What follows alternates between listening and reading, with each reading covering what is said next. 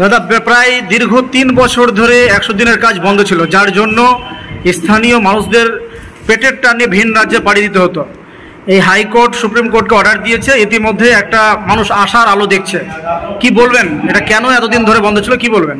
বিষয়টা হচ্ছে যে আপনারা জানেন যে এই দীর্ঘদিনের লড়াই আমাদের বাংলাকে বঞ্চনা করা হচ্ছে। 100 দিনের টাকা বাংলায় শুধু বন্ধ করেছে আমাদের রাজনৈতিকভাবে পঙ্গু করার জন্য, কিন্তু মমতা ব্যানার্জি সেটা রুখে দিয়েছেন। আমাদের যে সাধারণ সম্পাদক, আমাদের ন্যাশনাল সাধারণ সম্পাদক অভিষেক ব্যানার্জি, তিনি দিল্লির দরবার করে দিল্লিতে ধর্ণা করার পরে আজকে মোদী সরকারকে বাধ্য করিয়েছেন 100 দিনের টাকা দিতে। তা আমরা স্যালুট জানাই আমাদের নেতা অভিষেক ব্যানার্জিকে, আমাদের মমতা ব্যানার্জিকে, যে তিনার পরিশ্রমের ফলে এই 100 দিনের টাকা পশ্চিমবাংলার মানুষ পাচ্ছে। এবং এটা উদ্দেশ্যপূর্ণভাবে যে মোদী সরকার বন্ধ করে রেখেছিলেন, সেটা অন্ততপক্ষে সাধারণ মানুষের আমার খুশির ব্যাপার যে নেত্রীর লড়াই, আমাদের অভিষেক ব্যানার্জির লড়াইয়ের ফলে আমরা এই 100 দিনের টাকা পাচ্ছি। আর অনেকেই বলছিলেন যে এর আগে 100 দিনের কাজ করেছে, কিন্তু টাকা অনেকেই পড়ে রয়েছে কিংবা পায়নি।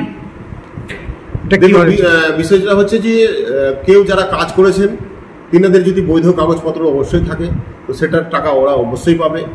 আমরা অনেকে পেয়েছেও, টাকা ঢুকেছে অনেকের। আর যদি কোনো রকম কোনো সমস্যা হয়, আমরা সর্বোপরি আমরা মানুষের পাশে আছি, আমাদেরকে বলবে, আমরা সেটার জন্য তদারকি করবো। অঞ্চলেও শুরু হয়েছে এবং গোটা পশ্চিমবঙ্গ ব্যাপী আধার ভেরিফিকেশন হচ্ছে।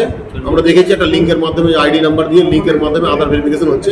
আমরা আপনাদের মাধ্যম দিয়ে বলতে চাই সাধারণ মানুষকে যে আপনারা পঞ্চায়েত অফিসে গিয়ে আপনারা আধার ভেরিফিকেশন অবশ্যই করাবেন, কারণ আপনাদের বকেয়া টাকা আপনাদের কাছে শেষ হয়েছে। আমরা আগামী দিনে হয়তো 1 মাসের মধ্যে আমরা চাইবো যে আমাদের পশ্চিমবাংলা থেকে মানুষ যাতে বাইরে না যায়, আমাদের এই এলাকাতে কাজ পাবে। 100 দিনের টাকা তো এটা আমাদের হক, আমাদের টাকা গভর্নমেন্ট আমাদেরকে দিচ্ছে।